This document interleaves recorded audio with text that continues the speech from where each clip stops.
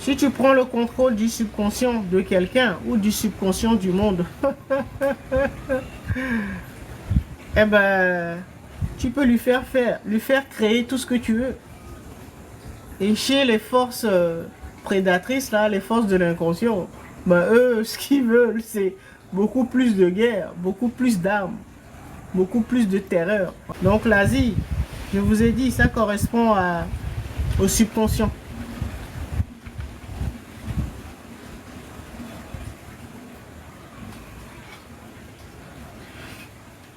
Surtout le Moyen-Orient. S'il n'y a que 3 continents, tu sais que l'Afrique, c'est l'âme. L'Asie, Asie, Europe, c'est le subconscient. À ton avis, l'Amérique correspond à quoi? Ouais, voilà, c'est l'esprit. Il suffit juste de regarder les Amérindiens. Voilà l'esprit du monde qui a été démembré.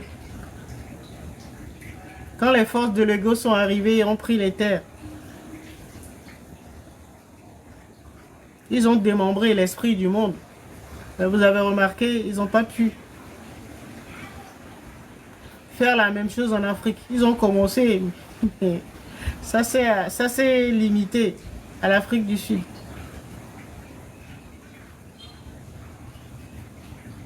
Et là, tu comprends qui est la mère. Même si elle est inconsciente, sa force te dépasse. Les Africains eux-mêmes, ils savent pas ce qu'ils incarnent. Et donc, les Africains doivent se revoir. Mais en tout cas, l'Afrique est devenue consciente. Et elle a signé, elle a sonné la fin de la récréation. C'est pour ça que les forces de l'ego sont en débandade.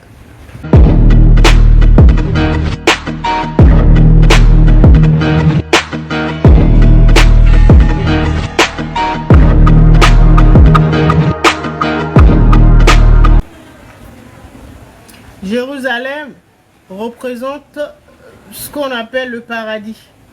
Symboliquement, hein, quand vous allez dans les mondes subtils, d'accord, les orientaux appellent ça Shambhala. Ou dans Matrix, ça correspond à Zion. Parce que ce qu'elle décrète, c'est ça qui est implémenté.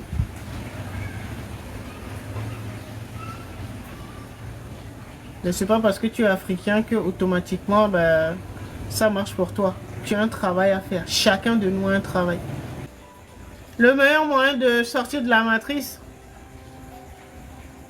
c'est de rendre son âme consciente. Parce qu'il n'y a que ton âme qui peut t'aider. Parce que l'ego pense bien faire. En plus, il est têtu. Il est arrogant. Il ne comprend rien. Pour lui, il a raison. Pour lui, c'est le plus beau, le plus intelligent. Et que c'est sa solution qui est la meilleure. Regardez Donald Trump. Ça vous permet d'étudier comment fonctionne l'ego. Il va dire que c'est toi qui es inconscient. Que lui veut t'aider.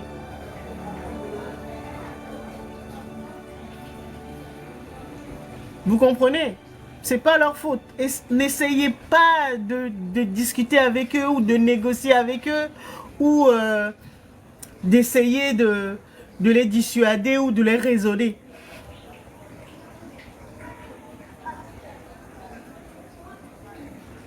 Leur âme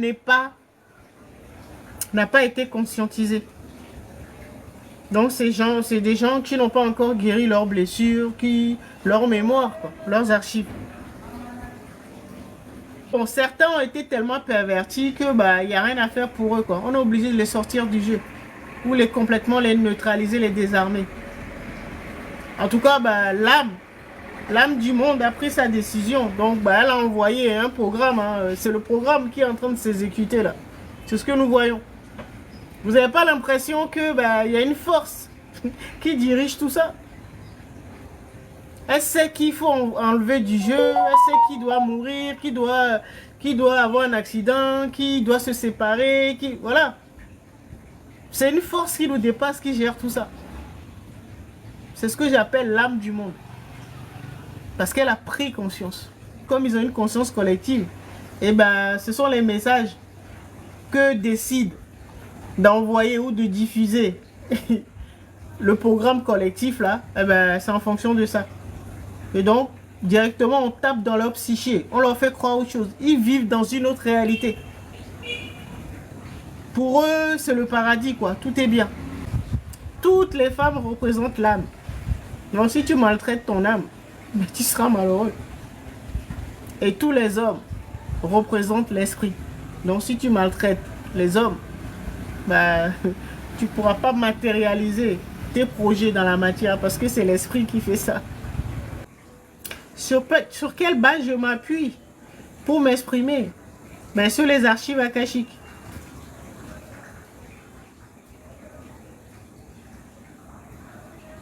Là où sont consignés le parcours de chaque âme. Tes archives, c'est ton âme. D'accord? Donc individuellement, nous avons une âme. Notre planète a une âme, un esprit et un corps. Donc le corps physique, c'est la planète. D'accord? Chaque galaxie, chaque univers, c'est la même chose. Donc soyez vigilants. Ce sont des manipulateurs, ce sont des menteurs. Ils ne changeront pas. Tant qu'ils n'auront pas travaillé sur leur âme, sur leur source. D'accord? Ou sur leur Afrique intérieure. On sort du jeu très rapidement. Parce que si on restait longtemps, je vous ai dit, ils nous ont eu aussi de ce côté-là. Avant, on vivait très très très longtemps. Parce qu'ils ont compris que si on vivait 200, 300, 500 ans là, ben, tu vas finir par prendre conscience. Tu vas finir par t'éveiller. Ils font tout pour qu'on sorte rapidement, avant 100 ans du jeu. Et donc c'est le porte-parole des êtres qu'on appelle les seigneurs du destin, qui gèrent la destinée de l'humanité. On a besoin d'un coup de main pour qu'on retrouve le chemin, qu'on se remette sur notre chemin, donc le chemin de notre destinée. Et ben eux, ben, ils interviennent. Comment la femme peut gagner sa propre abondance sans homme? Ben, elle a besoin de l'homme parce que l'homme c'est l'esprit. Le but pour chacun de nous, ben, c'est de réconcilier ben, l'âme et l'esprit. Donc réconcilier l'homme et la femme qui se trouvent en chacun d'entre nous. Donc ne plus fonctionner chacun de son côté, les femmes contre les hommes. C'est les femmes et les hommes. Les uns ont besoin des autres. C'est une complémentarité. Ce n'est pas les femmes qui dominent les hommes ou les hommes qui dominent les femmes. C'est ensemble. Si tu as une âme, que tu n'as pas d'esprit, donc tu n'as pas de lumière, de projecteur, bah, tu resteras inconsciente. Si tu as une lumière, tu as un projecteur, mais que tu n'as pas d'âme, ou de livres, ou d'informations, d'archives à observer, bah, ça te servira à quoi si tu as une lampe, mais tu peux rien lire. Vous voyez, l'homme a besoin de la femme a besoin de l'homme. C'est les deux sont complémentaires. Et quand tu restes inconscient, tu es géré par la matrice. Et donc tu es manipulable. C'est eux qui créent la vie, ta vie pour toi. C'est plus ton subconscient. C'est l'IA qui crée ta vie pour toi.